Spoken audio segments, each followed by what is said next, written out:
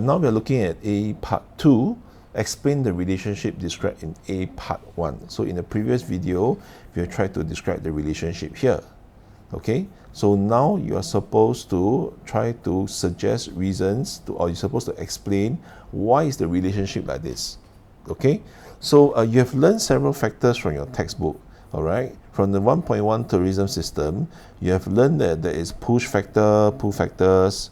You also learn about the, in page 3, okay, push factor, pull factor. You also learn about transit routes, right?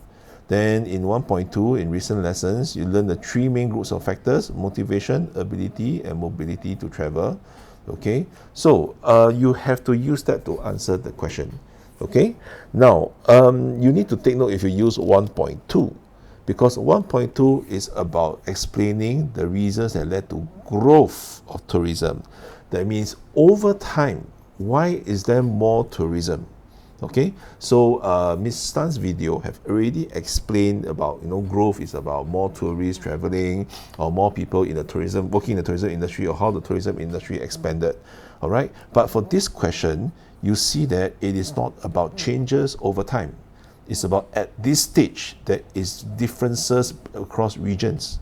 Okay, why is it that some places has more tourists coming to Dubai, or going to Dubai? Or is it that some places has less? And what is the relationship?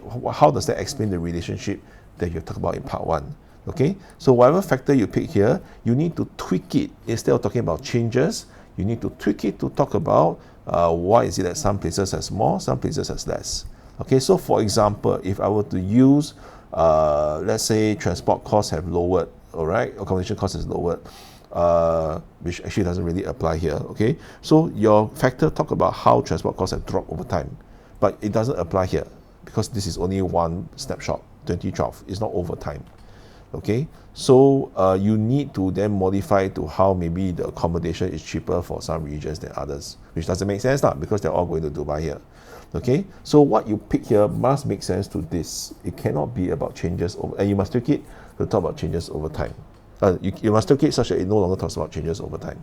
Okay, so just 3-step, define the factor, all right, and then go on to tell me how it leads to the relationship.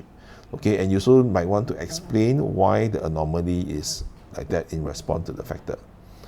Okay, so please pick carefully and think through before you write. This is why this is a tougher practice. Okay.